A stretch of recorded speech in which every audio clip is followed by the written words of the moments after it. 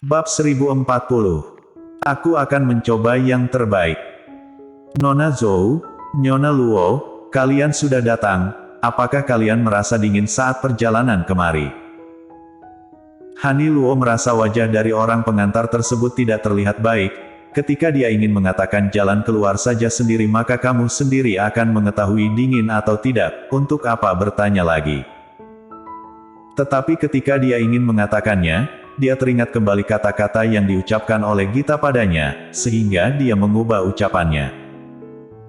Hai, apa dinginnya cuaca seperti ini?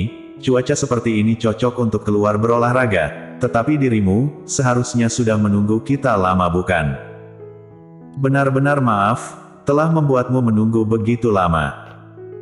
Sikapnya 180 derajat berubah dengan sebelumnya, hal ini membuat orang pengantar menjadi bingung, namun dia tetap profesional, dan dengan cepat membalasnya dengan sikap yang sepadan. Nyonya Luo benar-benar terlalu sungkan, ketika melakukan pekerjaan ini, menunggu klien sudah harus kami lakukan, sekarang aku akan mengantar kalian berdua menemui tuan tersebut.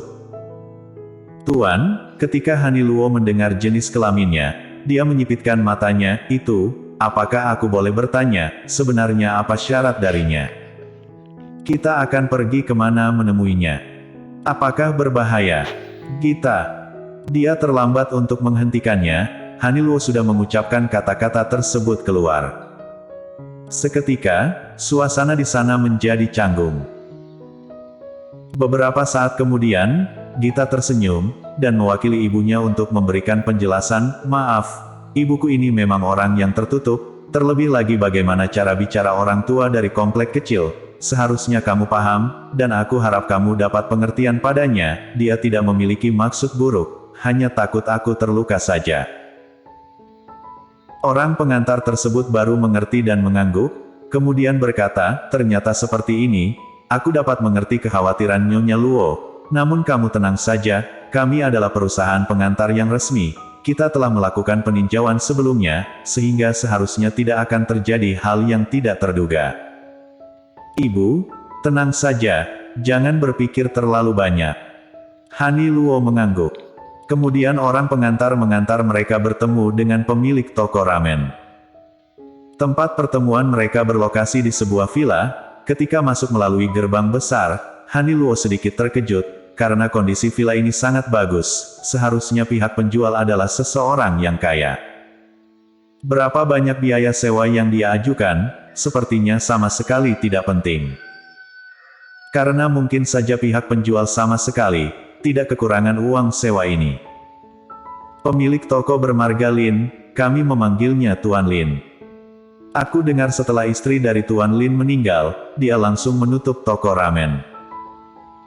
Dikatakan juga bahwa Tuan Lin dan istrinya adalah pasangan yang saling mencintai, jadi setelah istrinya meninggal, dia sudah tidak memiliki hati untuk membuka toko ramen lagi. Dan aku dengar juga bahwa dekorasi dari toko ramen tersebut merupakan rancangan dari istrinya, dan juga mungkin karena alasan ini dia tidak ingin dekorasi di dalam toko ramen tersebut diubah. Mendengar hal ini, Hani Luo menjawab. Berdasarkan informasi yang kamu katakan, Tuan Lin ini adalah seseorang yang gila akan cinta, sudah berapa lama istrinya meninggal? Orang pengantar menggelengkan kepalanya, aku tidak tahu tentang hal itu. Informasi yang aku beritahu kalian barusan, juga baru aku dapatkan beberapa hari ini. Aku rasa harga sewa toko ramen yang begitu tinggi seharusnya juga ada hubungannya dengan istrinya. Mendengar sampai sini, Gita akhirnya mengerti maksudnya. Sepertinya Tuan Lin bukan begitu ingin menyewakan tempat ini, terlebih lagi perasaannya pada istrinya yang begitu mendalam, jadi dia tidak ingin membiarkan orang lain melakukan renovasi. Karena khawatir setelah renovasi, maka tidak akan kembali seperti semula. Hanya saja, yang Gita tidak mengerti, sudah jelas sebelumnya dikatakan biaya sewa 1 tahun 300.000 yuan, tetapi kenapa hari ini dapat turun begitu banyak?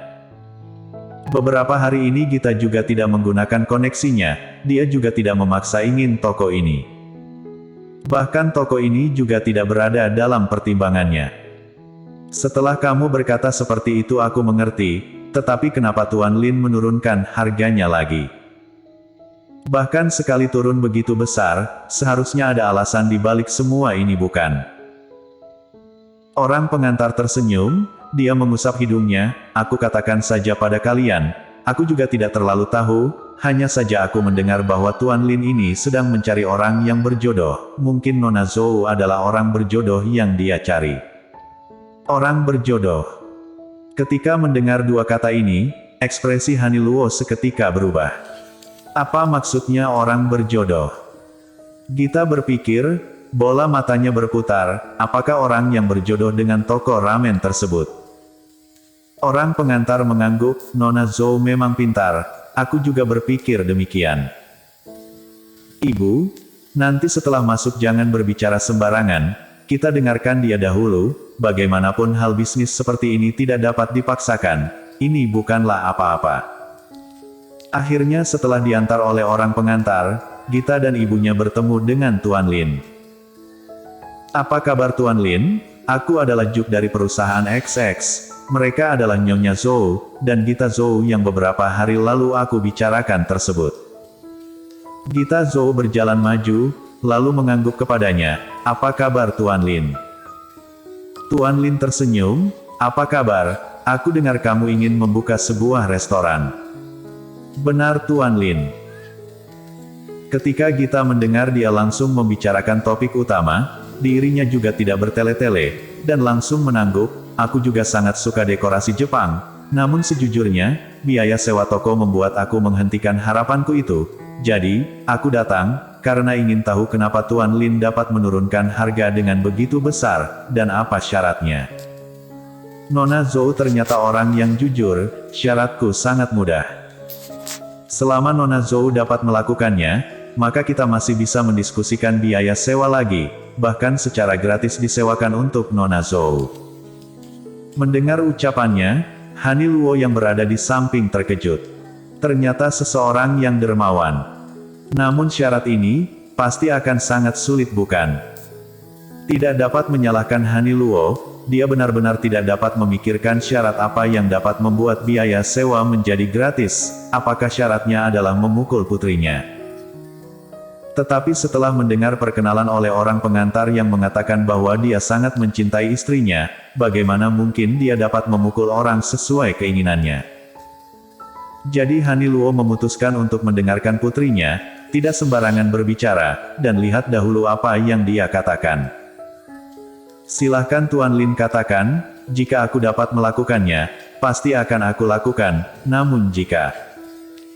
Nona Zhou tenang, aku adalah seseorang yang bijak, aku tidak akan melakukan hal yang berlebihan. Jadi syarat dari Tuan Lin. Ketika hidup istriku sangat menyukai ramen, dekorasi toko ramen ini juga dia sendiri yang merancangnya, bahkan dia sendiri yang meneliti menu dari toko ramen ini. Hari ini jika Nona Zhou dapat membuat sebuah menu yang rasanya sama persis dengan buatan istriku, maka biaya sewa akan gratis. Saat berbicara, seorang pelayan dari samping telah memberikannya sebuah menu makanan. Membuat makanan yang rasanya sama persis dengan buatan istrinya.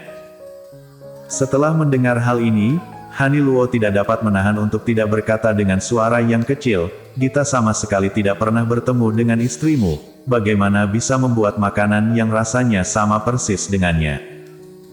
Tuan Lin hanya tersenyum dan tidak berbicara, tatapannya sulit ditebak. Tetapi dalam tatapannya yang hangat, Gita dapat melihat kesedihan. Dia mengerutkan bibirnya, lalu menunduk melihat menu makanan, dan berkata, aku akan mencoba yang terbaik. Bersambung.